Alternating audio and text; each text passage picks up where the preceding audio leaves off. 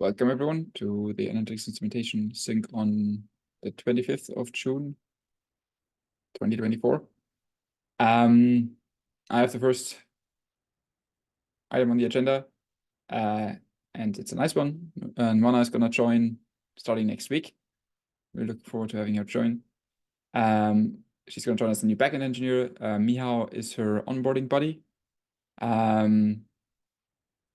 I'm going to be on PTO the first time, like the first day she arrives. I already told her that via email. Mihao is going to reach out to her, but also feel free to reach out to her on Monday and just let her feel welcome. I'm going to try to check in with her on Slack in the afternoon because we're driving back early anyway. Yeah, and I think in general, just even though it's Mihao that's the onboarding buddy, I think every one of us we can like make her feel as welcome as possible, offering coffee chats and so on. I mean, for some of you, the onboarding time has been a long time ago. For some of you, not that long. So you might remember how that was.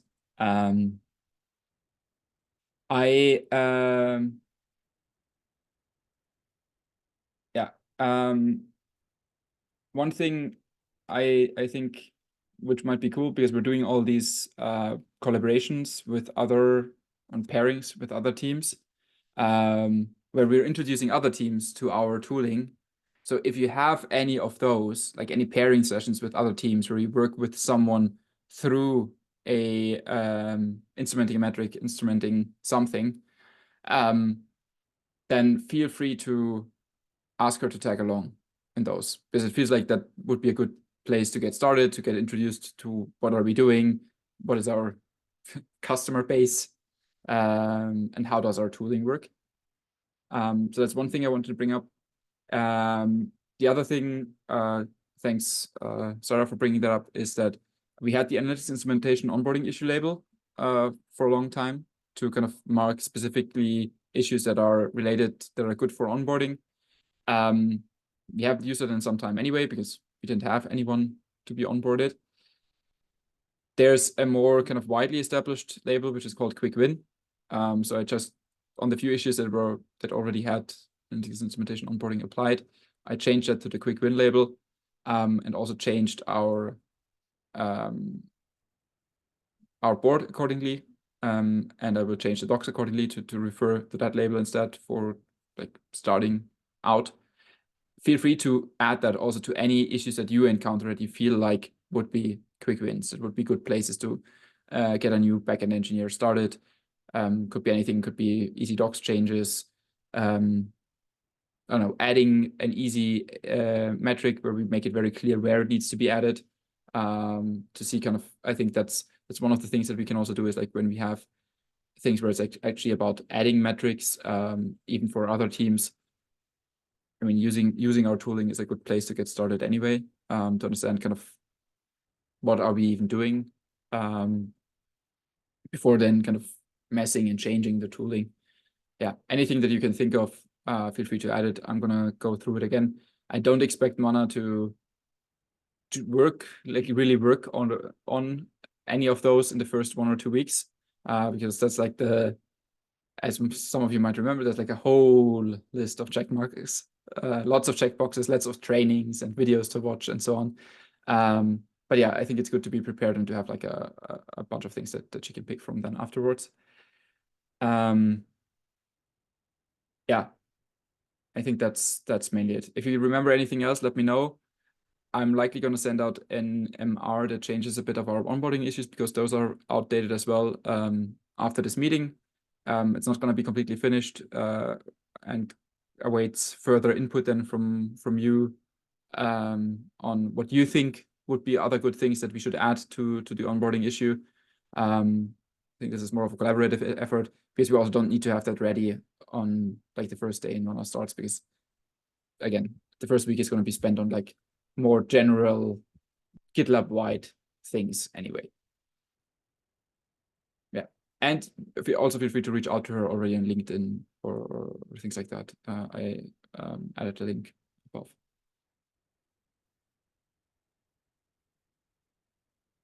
So excited. It's gonna be great. Yeah, I'm really happy. Like I mean,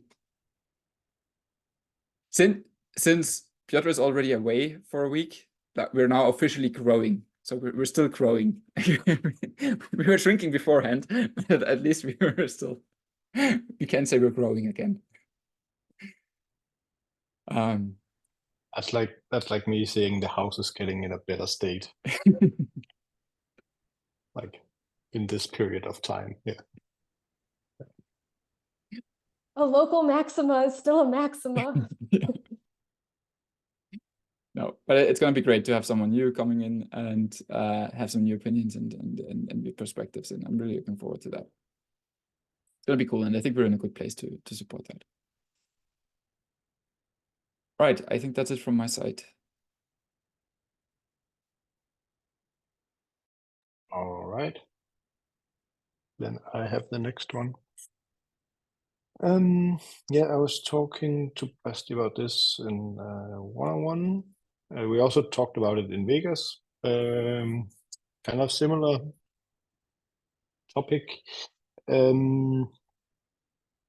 maybe I should just read what I wrote here. It feels to me like we're not getting a whole lot out of the retrospectives.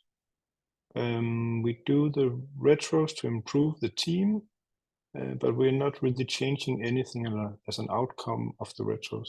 I haven't done async retros before, but I used to be a huge proponent of retros in my former teams. I wonder what we can do to get more out of the retros. It feels like changing to sync retros wouldn't be inclusive, but I think we should really try something to get more out of the retros so we can improve faster. What do you think?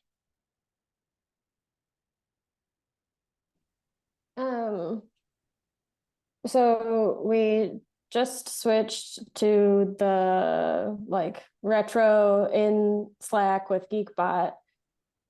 I don't know that has gone on quite long enough to know whether it has made a difference or not. I think that's also fine. I just wanted to bring it up. I don't think we have to change anything now. I filled out the Geekbot retro yesterday and had kind of the same feeling for as filling out the issue, or kind of not filling out the issue. The Geekbot kind of forces you more to put in something, or kind of makes it more natural to kind of answer one at a time.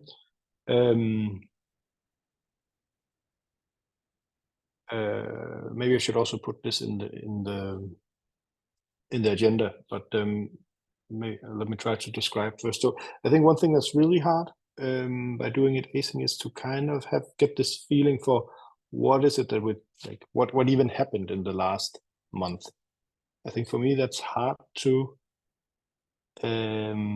establish, and I think in other ways of doing retrospectives that has been kind of a built-in initial kind of exercise to kind of establish some kind of common understanding of like just the timeline. What happened? Did we have any usually when it has been in person, we kind of had the same holidays, and so it was kind of well, we did this release at this point. There was this I don't know. We talked to this customer on this day and whatever. So kind of get some things in there. And then also so that's kind of on the pre writing up your input, but then also the post-processing of all the things that come up doesn't feel very iterative right now compared to what I've seen before, where it's kind of like it's almost like the formulation of the questions are going too much to conclusions, like asking for conclusions too soon, like what should we stop doing, right? And I think what should we stop doing might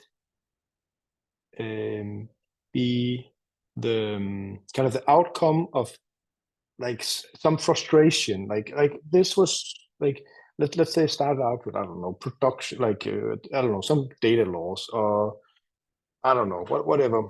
We broke master 3 times this month or something like that. And so something comes up, and then we kind of talk, collaborate on that, and kind of get to a suggestion for what we can like stop doing or start doing. And if the output of whatever things goes into start or stop doing, it's kind of arbitrary. It could be that we, I don't know, have to stop deploying on Fridays. I don't know. That's kind of not relevant for us. But you know, it could be like, or we should test more thoroughly. So could be, I don't know. Yeah. That was a lot of talking. Yeah, that makes a lot of sense. Yeah. Somewhat related to this, on Respond, we were having similar issues with our retros. So we ended up doing like two different things. We did one like a core assessment where we did 2 like large surveys of how the team is feeling about what at like 3 months apart, to see, okay, what's actually moving, what's changing. So we could actually like identify how the team was feeling and doing through data.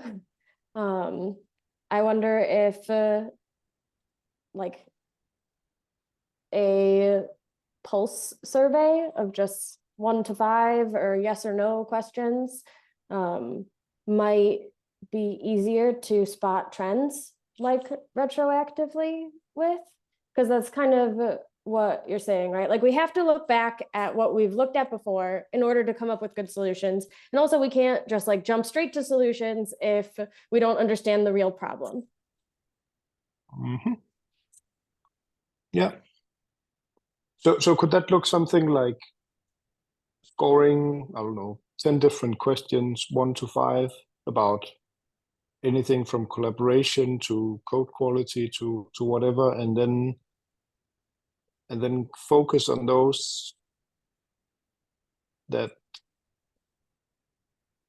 are most interesting based Choose on the areas that are most important to the team. Yeah.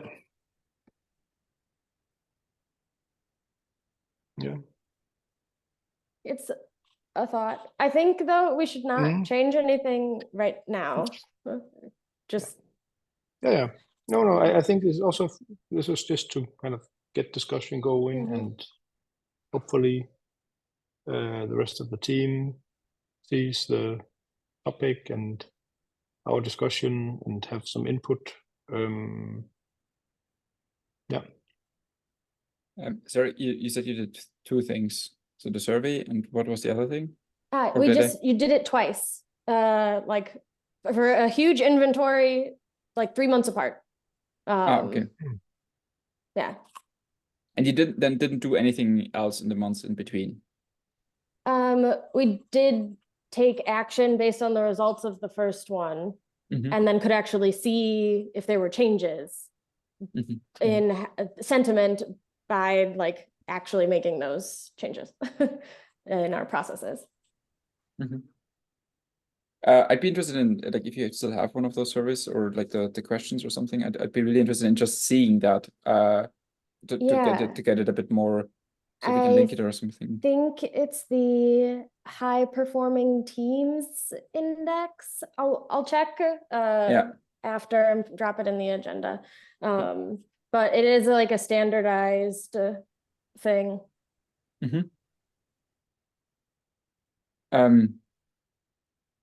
I think so. General thanks a lot, Jonas, for bringing it up, because I think so. my primary goal with switching the retro to Geekbot was actually to get this discussion going and get kind of us iterating on doing retros better. So I'm very happy that this kind of at least that this sparked kind of the discussion. I agree that we probably like whatever we try, we should try at least for like 2 months or something to see kind of what's the actual effect and what does it change, and to kind of then evaluate across the team. But I think we can definitely discuss in the meantime. Because the unfortunate thing, I think that's also something I dropped the ball on. We discussed about retros while being at Summit, and then we kind of didn't go into it, and I also didn't kind of pursue anything specifically because we, I think, discussed sync retros back then, and I was kind of going back and forth about in my head like, okay, how can we create an inclusive space there? Because I also like said, I also was a huge proponent of retros previously, but they were always happening in a sync manner, which is very, very hard to do, or like kind of impossible to do here without actually excluding someone to participate in the sync part of it. Okay, throwaway idea, just go with me. We do have people across all sorts of time zones. We could do like one-on-one retros where like you just have a sync chat with one other person, talk about what went well, went poorly with just them. And like we could post the notes from conversations, which I think would probably get a lot more of that feeling of discussion, I guess. I really like that idea. Where did that come from? That's I don't know. We had a problem. yeah. This is the No, maybe I think also the things that are coming up here are not kind of mutually exclusive, right? You can do something like a 3-month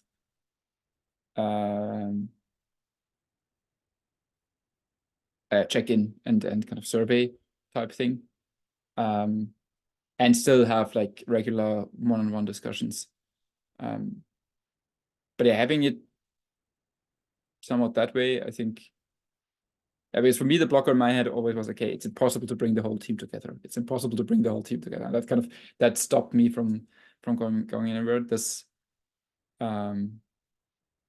we could even set it up with Donut, just so we're always talking to someone different each month. Yeah. Yeah, I mean, and even I think, that's a separate thing, because I mean, what Jonas mentioned, and that's definitely something I also have mind is, it's like if you really want to go in what went well and what didn't go well and so on, there's always a lot of recency bias, right? And so that's also where I have a bit of a hard time with that, like 3-month check-in. This is like, okay, this is like a really long time, and even with the 1 month, it's kind of really hard to think back, okay, what was the beginning of the milestone? What even happened then? So something like a one-on-one thing could even be something that also happens, like maybe even every 3 weeks or something like that. It's like, because it's not that big of an effort, it's likely not going to take that long.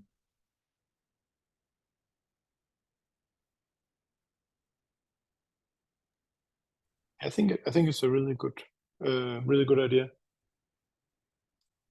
I think what you suggested before about the survey might be a good kind of a one-off thing, also to get a little bit of a. I mean, we did this engagement survey, or we should do this engagement survey. And I mean, it would probably not be bad to do something like that for ourselves, just to also kind of get a little bit of understanding of. I mean, because that's something you kind of get if you're in an office together. You kind of get a feeling for how happy are people, how unhappy are people about certain areas. And I kind of miss that. Yeah.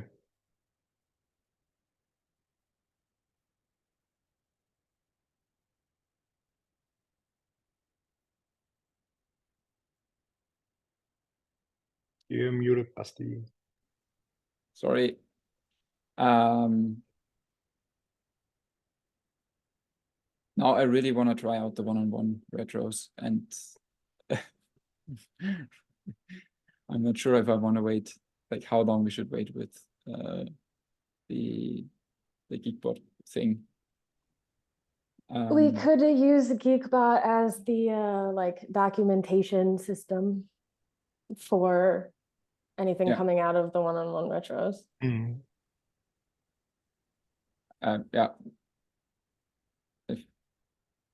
Yeah, potentially makes sense. Let's see.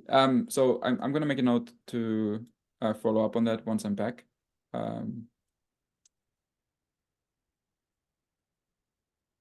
But I really feel that these are things that we can get started.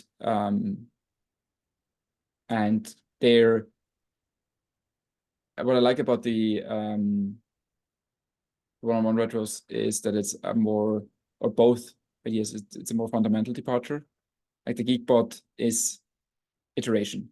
So I actually consciously didn't include kind of the what should we start, what should we stop doing. It only asks you kind of what went well, what didn't go well, because of exactly what you said, Jonas. But I still have a hard time. Like it just takes so much time to collect everyone's feedback, like in this asynchronous manner, and then just even thinking about, okay, now trying to distill it down.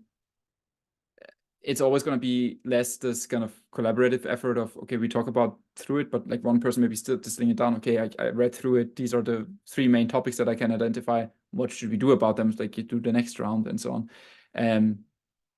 Yeah, so kind of the energy of what we're having here, for example, where we are kind of talking about starting with a problem and then like iterating towards a solution. That's definitely really hard to replicate, I think, in this asynchronous manner where someone like spends maybe 5 minutes a day to think about this and then give their comment and then they're off to do other things again. Cool.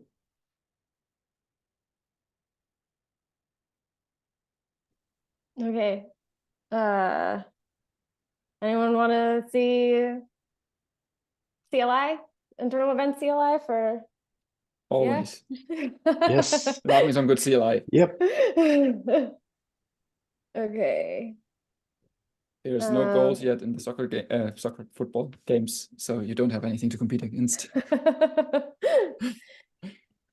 Okay, so I'm just gonna go through adding an event that has filterable additional properties and then metrics that filter on them, which will be exciting. Wow. That sounds unreal. Can you really let me see that? Okay, what is the event gonna track? When I do stuff. Doing stuff. You didn't follow our naming scheme. I didn't. Oh no, I didn't. I really didn't. Okay, so here's our first new screen. This is and this is has been merged for a bit. This is just for events. But this lets us add the individual properties and describe what they are. So I'm going to add a string, and this is going to be what I did. And now, okay, that first one's taken. I'm going to add a number. How many times I did it just then? Okay, and then I'm moving on to the next. I'm not going to have a property. I don't have an MR. It's definitely on everything. Yeah. Okay, cool. I'm gonna go. Oh no, shoot. We'll reopen it and I'll fix that bug later. What did I doing stuff? Yeah, so this is the new screen for creating metrics. So you basically get to select either you're going to add filters or you're not, and then it'll prompt you to go into the next flow. So can you just let me just before you click? Yeah. I just want to read. Okay, so where do you see that it's filtering? The where part, right? So yeah, it's where label or value is whatever. All right. Okay. So Okay. each of these is like representing the description of a metric, right? And if there would be a Yeah. property on that specific event, then it would say where label value property is, Yeah. or where property is, or whatever, like whatever is kind of available on the event. So it kind of reacts to the Yes. event definition. Cool. Nice. So I'm gonna go in. Yeah, and so now we've got to fill in what the values are. So here it's the count of where doing stuff dot label, and I don't remember what I made label, so I put the descriptions here. Is what I did. What did I do?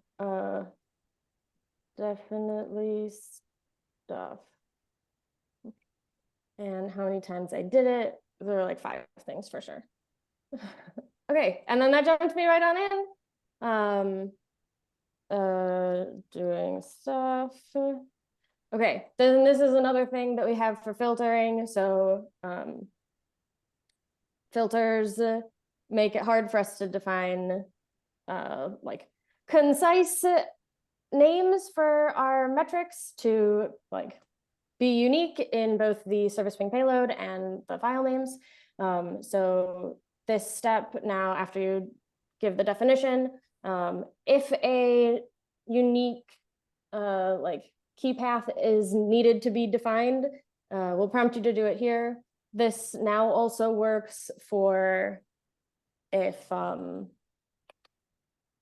there's just a conflict, if someone named a key in an unexpected way relative to the file name or something, now it won't just like override whatever that value was. So it's repurposable here. So I'm going to count distinct user ID from people who did a lot of things. Okay, I'm going to use this for the same, for both. Great. Okay, and now I'm back to the regular flow. So my final file has the label and value that I defined. Everything else is normal. And we'll create them. That was fun and exciting. I don't have a URL, so I got an error, but we can do more things. If I wanted to create a, I'll put doing stuff here. If I wanted to create a metric based on multiple events and have filters and labels and things with that,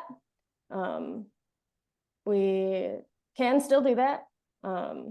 And we'll go through each of the events one by one to assign the values. So if I want to get all of the like issue events where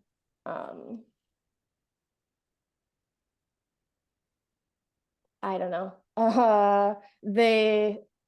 what's a good example of a thing we might have multiple events for filtered by a particular thing? We have a pull package, for example, and package type. Yeah. So, okay, great. That's a great example. So, like if we were aggregating the pull package, the push package, and like remove package or whatever, and we needed to filter all of those by label, that might be what we would do here. So if my label is Maven, I don't have a value that I'm going to filter by for this one, so I'm going to skip it. Property is the same, even though that's available for this particular metric that I have defined. You can see up top, it's saying what we can filter by. And we won't be prompted to add those things. So by label, I've already got Maven queued up because I just entered it for the previous one because we're assuming that it's going to be the same value, but it doesn't have to be. So I'm going to let it be. And then for this one, I'm going to actually enter a couple of values because those are the ones I want to see. If it's ever 6 or something, I don't actually care about that. So I'm going to add that. And we're going to just go on through. Everything's great. Okay.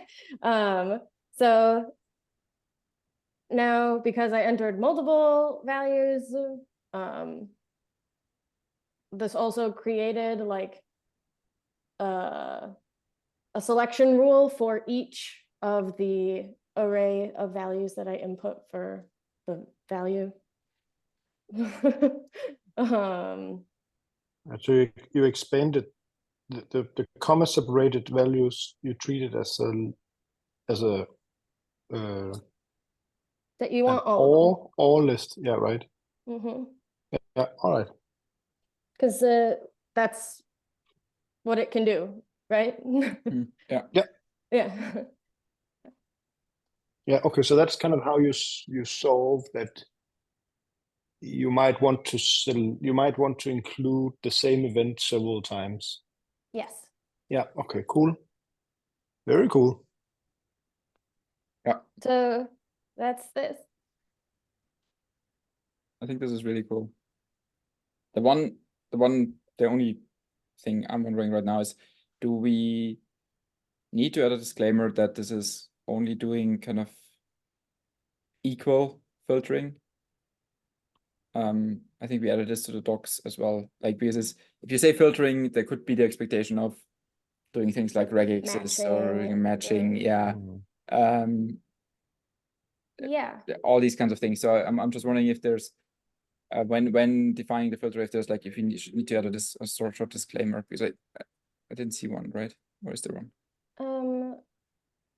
We could instead of where label value property is, we can just use the text like directly matches or directly equals or something like that.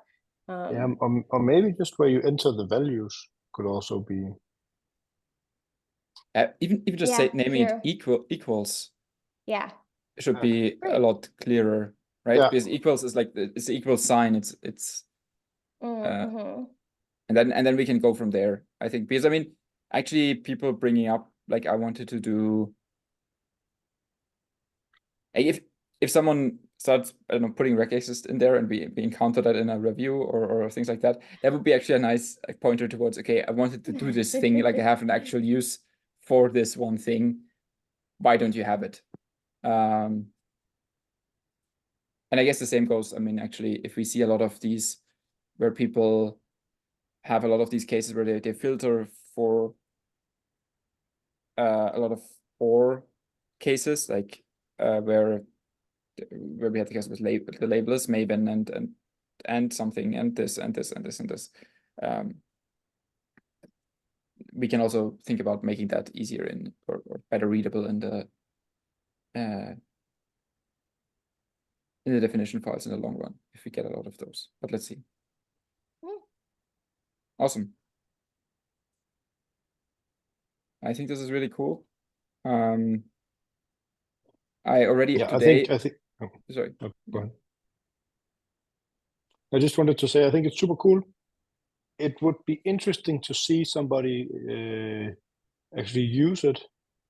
I think I might have somebody I could try it on maybe later this week, maybe already. Because I think it's also getting like it is pretty dense in information and like concepts that you need to understand. Like it seems like the density is quite a bit higher on grasping this over like how the unfiltered flow is. Yeah. That is a little more. Yeah. I think that's also part of the nature of the feature. Like it is harder to get your head around. It is. Yeah. I think the main thing that we need to be careful about is also, and I do think that's the case, like I do think that's solved for here, is like not making the normal case too much more complicated by introducing this, right? Because that would be the worst case, is that we start adding more features that are useful, very useful in specific cases, but they shouldn't get into the way of someone being able to easily instrument like a very, very easy metric. So that's just something to be on the lookout for if we start confusing people also on like normal metric instrumentation. Let's don't see a big risk right now. yeah, that was something I tried to keep in mind. So if I just want to instrument something usual, everything is pretty much the same. Yeah. I mean, even just the fact that we only show it as soon as there is like you define the property and label and so on, that's already, I think, that's awesome. That's very, very good, because it's like it's progressively showing you more the more potential needs you have for it. And we definitely have that need. I mean, I messaged it to Jonas today. There was actually an MR that we had open where someone added a label, wasn't aware that we had filtering yet, and so they didn't add an additional property, but rather had still, like, they had a label that was something that they didn't want to filter on. They had another thing that they wanted to filter on, and for that part they then introduced 3 different event names, because they weren't aware of filtering yet, and so that was the only solution they could come up with. Yeah, and so there's just shows that there's a need for this kind of filtering, and that this is going to reduce a lot of string concatenation and frameworks and stuff, and showing it that way, I think it's very useful. I think Cool. especially if we can fix the one pain point of removing the new metric option from the flow after you've created a metric, like to keep it in, we theoretically then have the entire history of all the users using the CLI that they can go back and use like the same descriptions if they're just like arrow keying up. I think that could make the like, I need to define 6 metrics for the 6 different like packages I want to be able to support, but like making that flow easier too. Yeah. That's really, really interesting. Really getting into fancy stuff here. Like I really like it. Like this is exactly the stuff that I don't know how many hundreds of lines of code in the GitLab code base are spent on tiny mini frameworks that kind of try to replicate what we're starting to provide here, like, I don't know, filtering and creating the right events and so on. So this is really awesome.